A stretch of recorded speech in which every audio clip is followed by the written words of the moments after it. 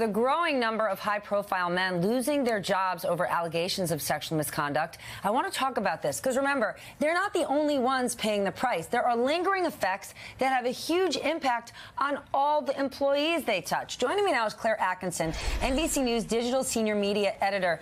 Claire, I really love this piece you put out because we forget.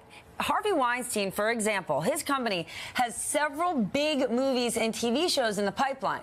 When all of that gets scrapped, which it has, what does that mean for everybody working on it?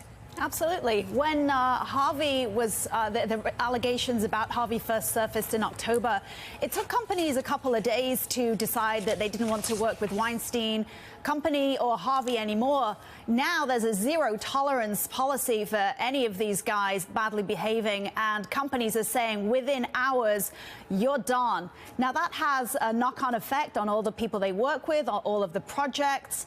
One of the most significant projects is House of Cards on Netflix. That's filmed down in Baltimore, and thousands of people could lose their jobs if that show goes away. Charlie Rose staff, they had 18 people working there. And it seems very unfair that, you know, these people who are working with these bad guys or accused bad guys end up paying a penalty too. They lose their jobs. The creative industry is a place where folks are kind of, it's a freelance job by its very nature. But again, you know, there's this huge ripple effect that we forget about when these guys are fired. And I spoke to Gloria Allred, and she suggested that when these decisions are made to get rid of these people, that there should be some kind of contingency made for all the staff who'll be affected too.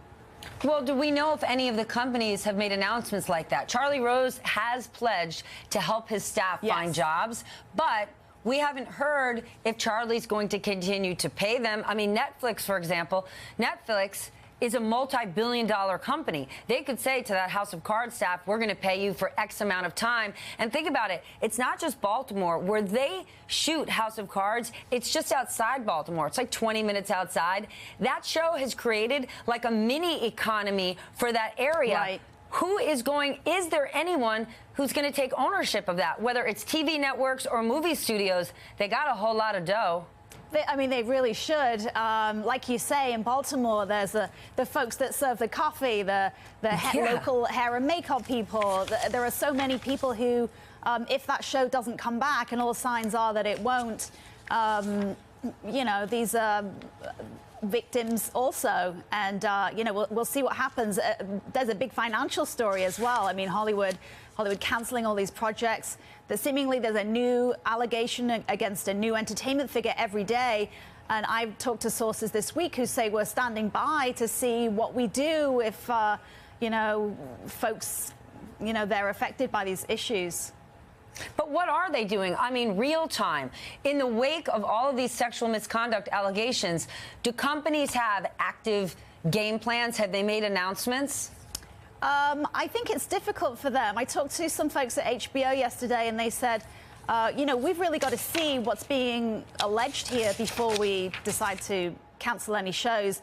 So, I mean, you and I both know there are always more stories to come. We hear about names. And I think everybody's kind of on hot pins waiting to see who is next and you know, what projects then get cancelled moving forward. Yeah, I mean, in the case of Charlie Rose, the Charlie Rose show is owned by Charlie, and the show is put on by family foundations, and we'll see. It's not like that's a show owned by a network. We'll see. But again, Charlie Rose has pledged to help his team find other employment. I hope everyone does. I mean, all of those people, A, who could have been subject to harassment, and B, we don't want them to lose their jobs. All right, Claire, thank you so much. Really good, interesting piece. Important to think about the knock-on effect to all of those people around these very powerful men.